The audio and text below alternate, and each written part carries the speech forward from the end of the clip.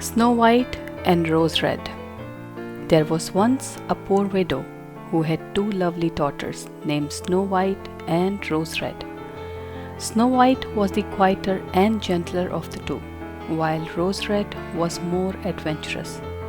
They lived together in a little cottage where there were two rose trees out front, one white and the other red. The sisters were perfect and well behaved, and often went out to play in the woods where the animals greeted them. Their mother never worried about them, even if they slept there overnight. She knew that an angel must be taking care of them.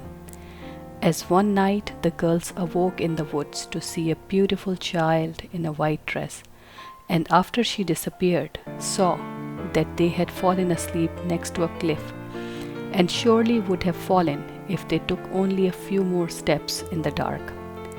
The cottage they lived in was kept spectacularly tidy, and when snow fell, they gathered in front of the fire with a lamp and a white dove to listen to their mother's stories.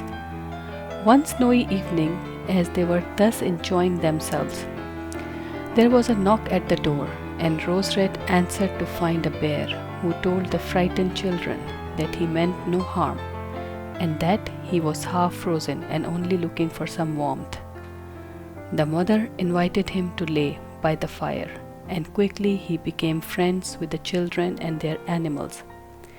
The girls played with him, but when they got too mischievous, he told them, "Little Snow White and Rose Red, you will strike your lover dead."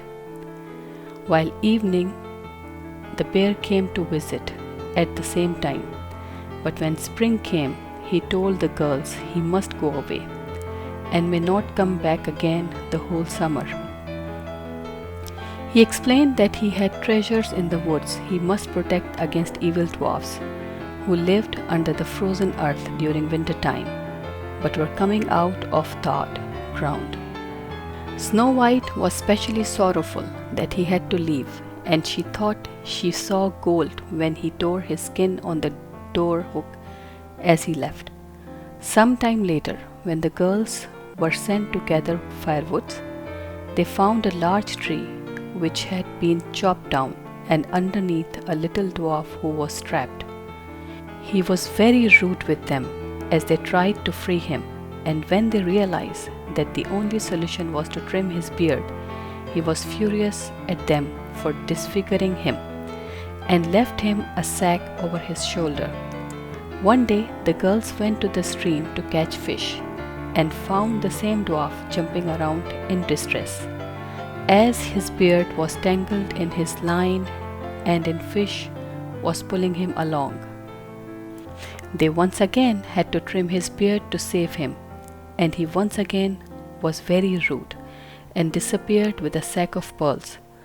Soon after, the girls traveled to town, and on the way found their dwarf acquaintance being carried off by a large eagle.